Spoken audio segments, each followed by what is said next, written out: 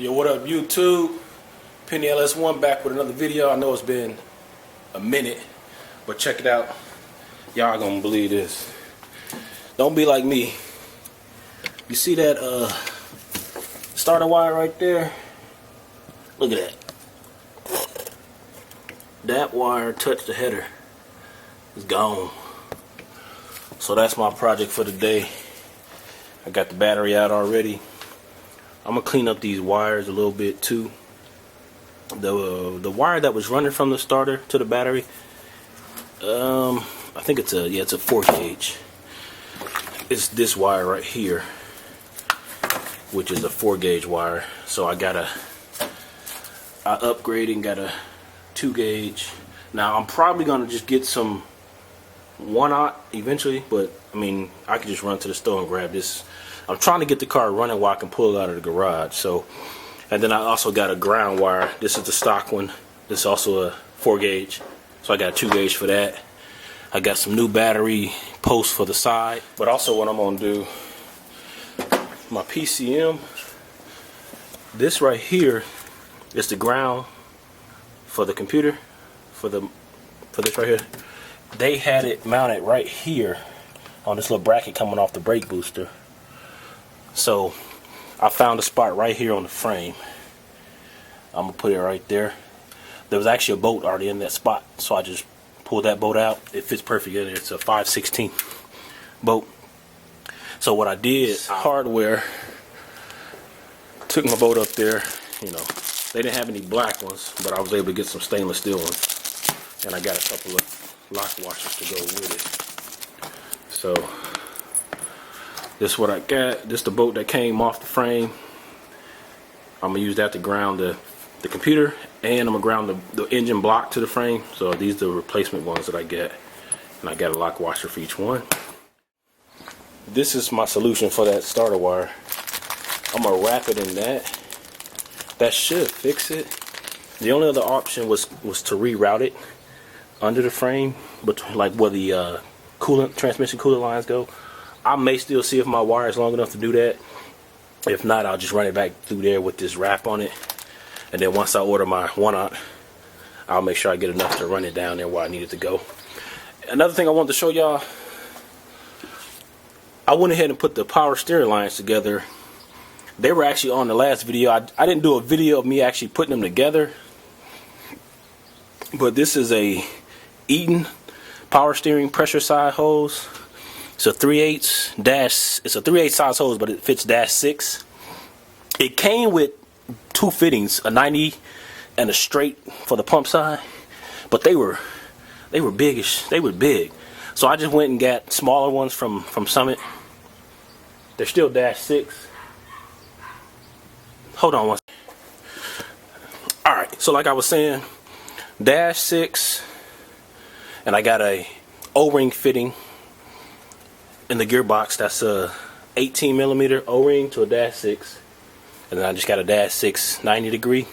Put on my power steering hose pressure side, and on this one, this is just a standard 16mm O-ring fitting, and I just use hose clamps on the return side. I may upgrade this eventually, but like I said, it's the return side. So that's in there. It works.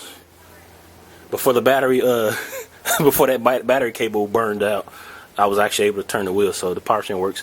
So I'm gonna go ahead and jack the car up. I'm gonna get underneath it and disconnect the battery wire from the starter, and we'll get these new wires put in here. So hopefully I can get it running today. It's probably been a month since I've had it running. So let me get started, and I'll show y'all what I come up with.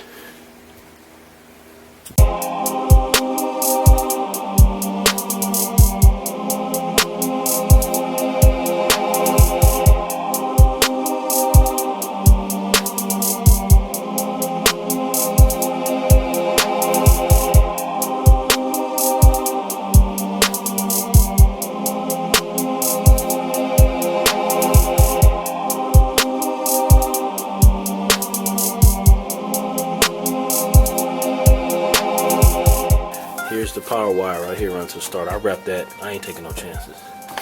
So I think I got it pretty good. Let me grab the battery. Oh, I also put new new bolts in the battery tray. The other ones were rusted out, so I got new bolts in there.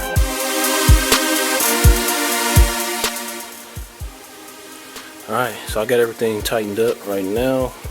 So I got 2 new gold terminals on there.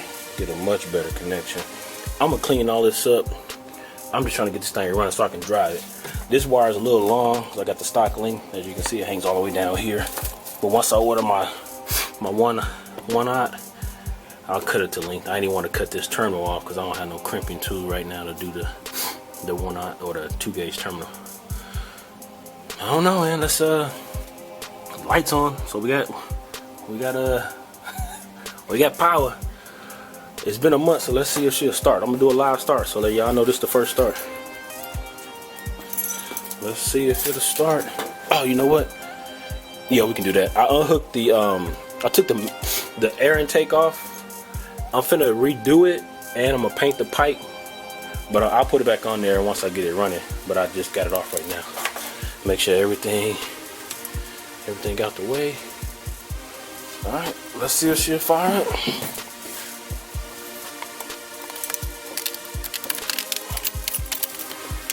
Fuel pump.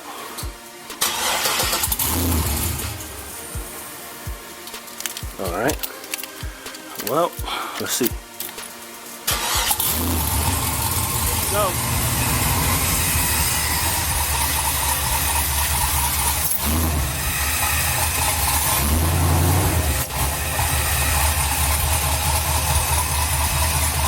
You sound good. I don't know if y'all can hear me. Look at this. I got power steering. Look at that.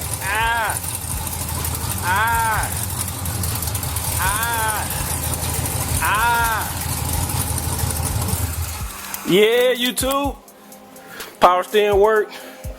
I think I got the idle adjusted too. All I had to do is just play with this little screw right here to open up the little flap. So let me put the intake back on and I'm gonna start it up again. I think we good to go though, boy. I might pull this up out the driveway today. All right, I'll be back.